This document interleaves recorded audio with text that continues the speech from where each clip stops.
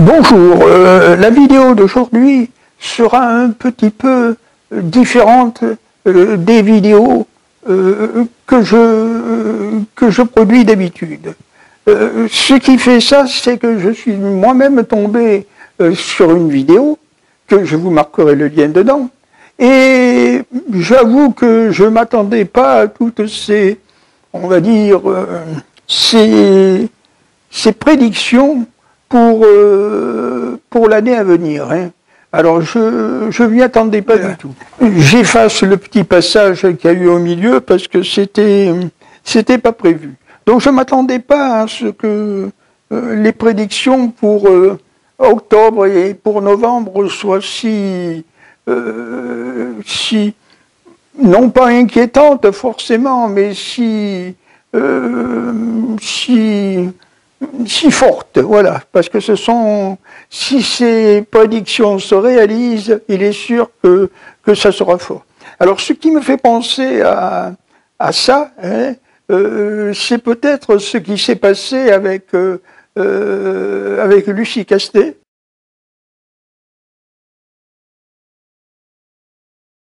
Hein, je ne connaissais pas Lucie Castet, hein, je ne connaissais pas la politique, enfin du moins il y a longtemps que j'avais tourné la page de la politique, parce que la politique, c'est la politique, on ne peut pas attendre quelque chose depuis tant d'années que nous sommes déçus, hein, depuis le référendum sur Maastricht,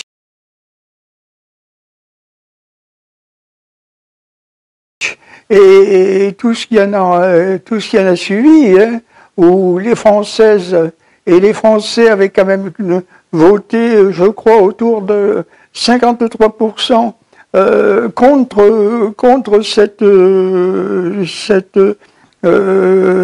cette décision de Maastricht, hein, de cette élection. Ils avaient, on va dire, massivement voté pour s'opposer à ce libre-échange, et le pouvoir de l'époque, je ne sais plus qui c'était d'ailleurs à l'époque, hein, avait pas tenu compte de l'élection de Maastricht, et avait remis ça sans élection quelques années plus tard, simplement en changeant le nom. Hein. À l'époque, les citoyennes et les citoyens devaient se prononcer sur on va dire, sur Maastricht, hein, c'est-à-dire sur l'Europe, sur le libre-échange, et les Français avaient trouvé, à juste raison, que ce n'était pas du tout ce qu'il fallait faire. Hein. Eh bien, en 2024, hein, donc, il n'y a pas longtemps de ça, et il y a eu des élections, et les Françaises et les Français ont plébiscité, enfin, il y a eu 3 listes qui se sont détachées, hein, et qui l'ont remporté, on va dire. Dont une en particulier, celle de l'ensemble des formations de gauche, hein. Et donc la gauche a mis du temps pour prendre sa réponse, mais finalement elle l'avait fait et elle avait dit, eh ben, écoutez, puisqu'il faut absolument désigner quelqu'un pour nous représenter, eh bien en commun nous avons choisi de présenter Lucie Castet.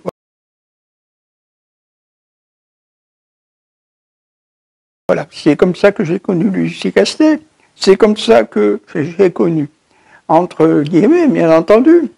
J'ai pu la voir et l'écouter, et tout ce que j'en ai tenu, c'est que normalement, on suit le résultat des élections, hein, normalement. Mais déjà avec l'Europe, enfin avec le Maastricht, ça s'était pas fait. Hein, on n'avait pas suivi le résultat des élections. Et bien là, c'est exactement pareil. Et pire que ça, hein, C'est-à-dire que l'Élysée a fait appel à désigner un candidat parmi les perdants. Hein. Parmi les perdants, il a dit, bon, pour que c'est du sens, pour que c'est une signification particulière, au lieu de nommer ce que les élections ont désigné en premier, eh ben non, pas du tout, je vais désigner quelqu'un parmi les perdants. Et c'est de là qu'est sorti, je crois, hein, si je ne me trompe pas, Monsieur Michel Barnier. Hein. De là, il a été désigné par l'Élysée pour créer une formation qui dirigera la politique française pendant quelque temps. Avouez que c'est assez curieux. Hein. C'est assez curieux.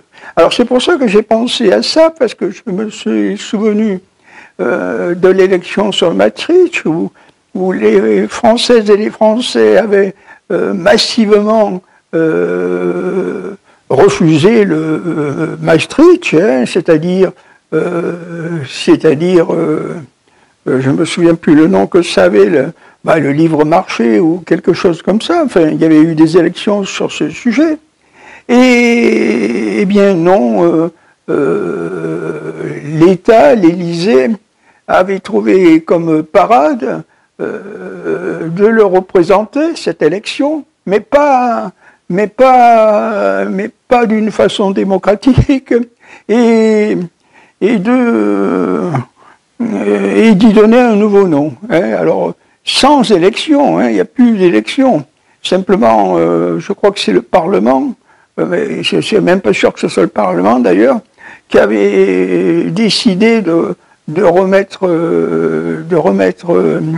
Maastricht au goût du jour, hein, et simplement de l'appeler autrement. Voilà, il s'appelait élection sur Maastricht, ça s'appelait, je crois, le nom, je ne sais plus le nom qui avait été donné,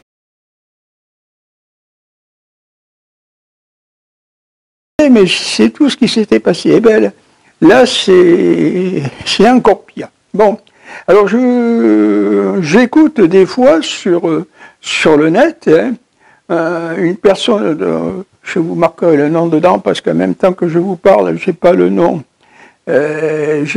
exact qui me revient en tête.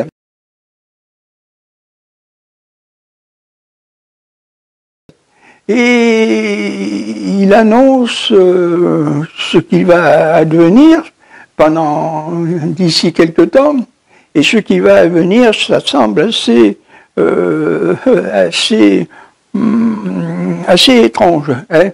D'abord, il annonce clairement que l'Italie malgré qu'on pense que l'Italie est bien plus en plus mauvais état que la France, hein, c'est ce qu'on voit dans la presse, eh bien là, il annonce que pas du tout, l'Italie est en bien meilleure santé que la France, parce qu'elle a des façons de procéder un petit peu différentes et qu'elle s'en sort bien mieux. Mais il n'y a pas que l'Italie qui s'en sort bien mieux. D'autres nations s'en sortent bien mieux que la France. Et ce qu'il y a de curieux, c'est qu'il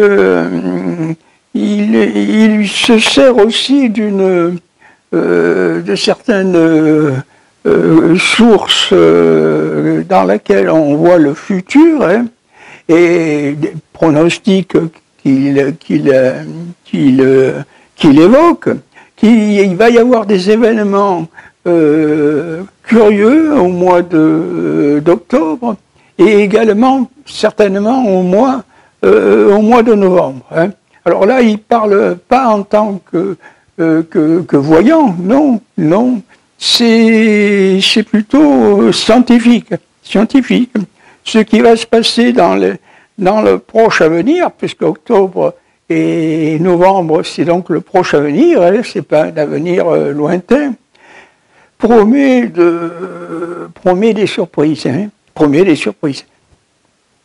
À titre personnel, je ne dis pas que c'est vrai. Je ne dis pas que c'est vrai. Je ne le dis pas.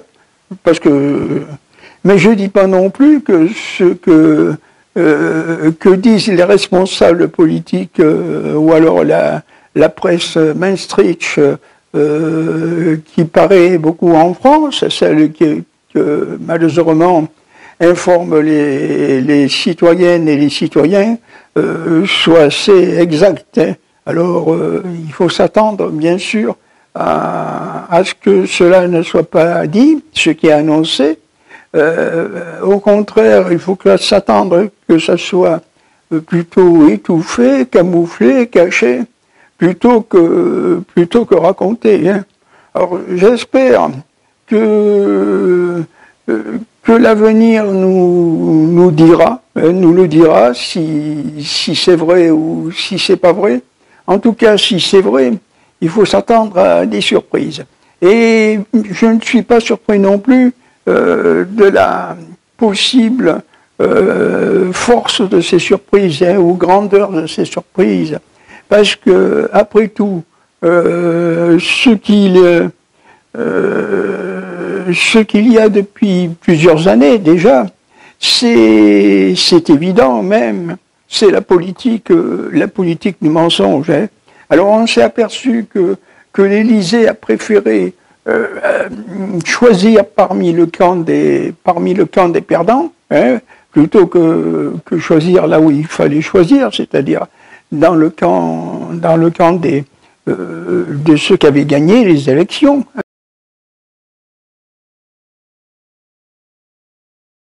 Hein, enfin, il est sûr que les élections étaient foireuses. Hein, ça, c'est évident. Parce que dans une élection, il doit y avoir un seul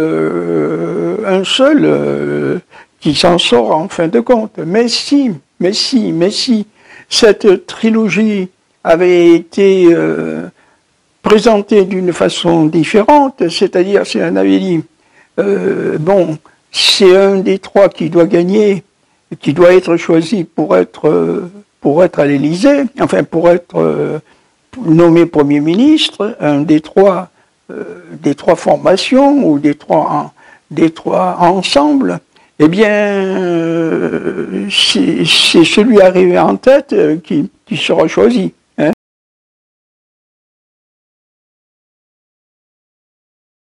Ça paraissait, c'est ceux qui coulent de source normalement. Hein. Normalement, c'est la formation qui arrive, la formation ou l'ensemble des formations qui arrivent en tête, qui est désigné. Et normalement, ça n'est pas, c'est assez courant et c'est assez logique au fond, hein, dans une démocratie. Mais là, pas du tout. C'est la formation, l'ensemble des formations arrivées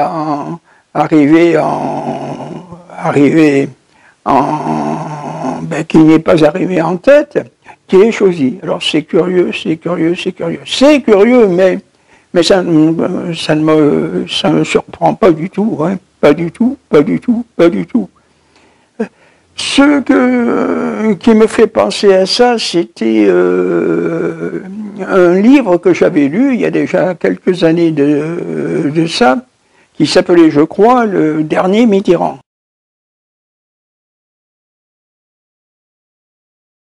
Le dernier Mitterrand, parce qu'effectivement, il y a eu plusieurs Mitterrands, et forcément, il y en a aussi un dernier. Et M. François Mitterrand expliquait à l'écrivain, aux journalistes qu'il interrogeait, hein, ou avec qui il conversait, que la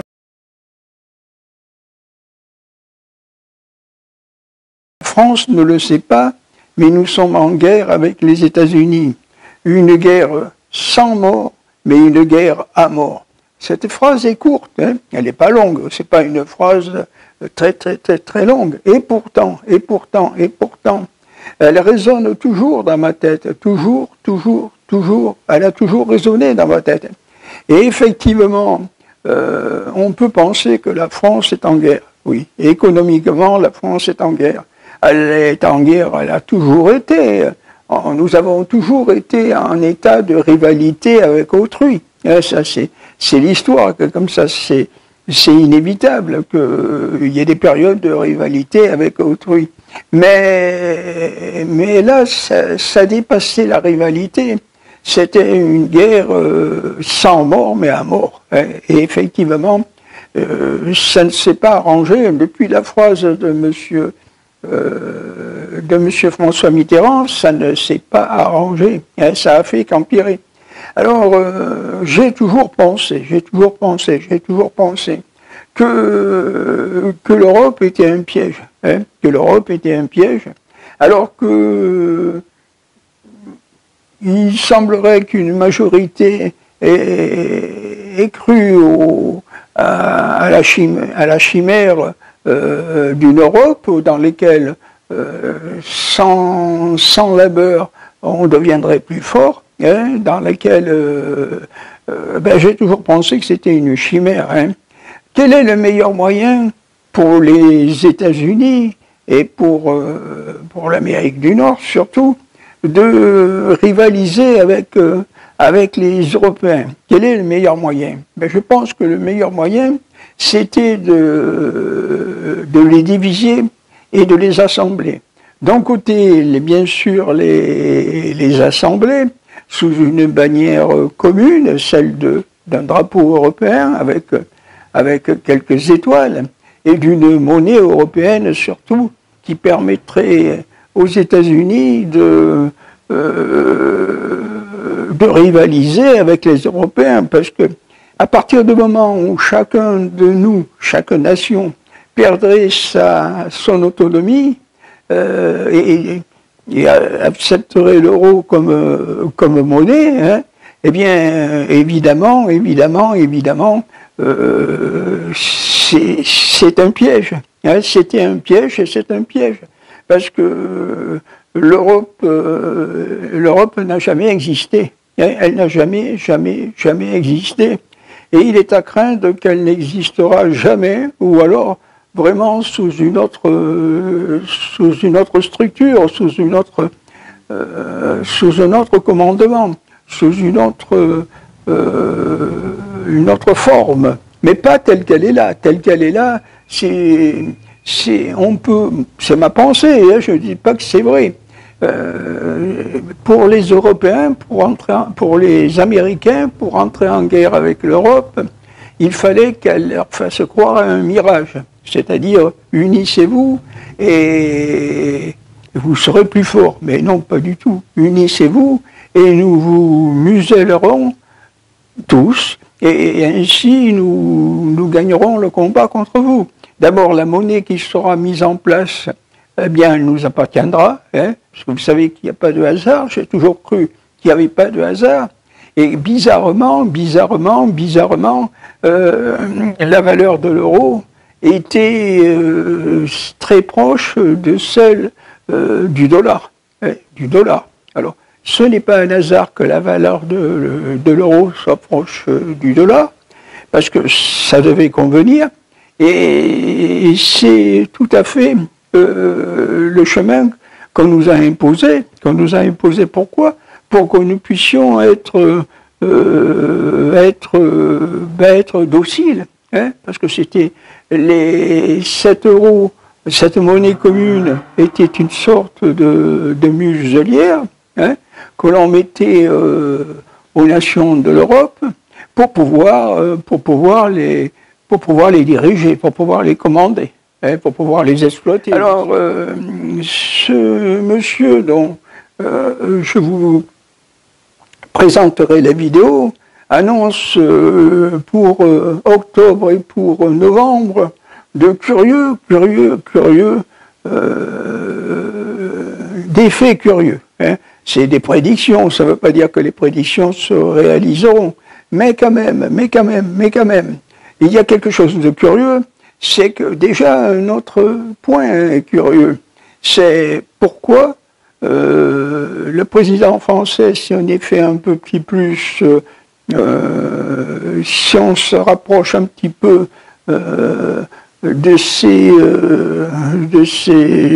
directives, on dirait que ce n'est pas des directives dans le sens de l'intérêt de la nation où il est à la tête. Hein. On dirait pas du tout, pas du tout, pas du tout.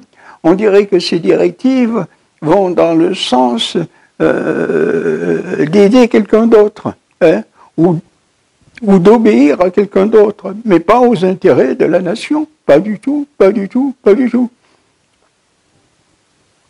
Dans ce cas de figure, je reconnais que la gauche avait raison, hein, d'être mécontent du résultat des élections, parce que même si j'étais pas dans le camp de gauche, pas plus que dans le camp de droite d'ailleurs, je ne pensais pas, mais alors pas du tout, pas du tout, pas du tout, que nommer quelqu'un qui n'a aucune légitimité pour avoir été nommé, parce qu'il n'a rien gagné, hein, ce monsieur Michel Barnier, qu'il a été choisi, n'avait aucune raison d'être choisi, si ce n'est pour faire le jeu de ceux qui dirigent le président français.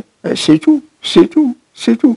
Alors oui, c'est la première fois que je fais une vidéo un peu, vous allez me dire, un peu politique et politicienne. Normalement, la politique ne m'intéresse pas. Normalement, elle ne m'intéresse pas du tout, pas du tout, pas du tout, puisque je vous ai déjà dit, et c'est la vérité, que normalement, je ne vote pas, et même du temps que ma femme était là, nous ne votions pas, mais quand il nous arrivait de le faire, c'était pour voter nul, hein, pour mettre un bulletin sans valeur dans l'enveloppe. Hein, et ainsi, nous avions voté entre guillemets, mais nous n'avions pas choisi quelqu'un. Hein. Et là, c'était encore pareil. Mais malgré que je n'ai pas choisi quelqu'un, malgré que je n'ai pas voté, hein, parce que j'ai voté en faisant semblant de voter, eh bien, je n'étais pas d'accord sur le choix de M. Michel Barnier. Hein, pas d'accord, parce que il me semblait qu'il était plus normal de choisir d'appeler quelqu'un parmi les gagnants. Hein, et les gagnants, c'était les 3 ou 4 formations de gauche, hein, les 3 ou 4. Eh bien, puisqu'elles avaient désigné ces formations Lucie Castet, ben, je pense qu'il fallait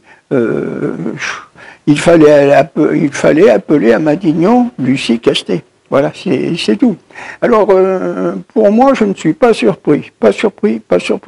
Parce que si c'est vrai ce que dit, ou s'il y a du vrai ce que dit la personne qui fait des vidéos sur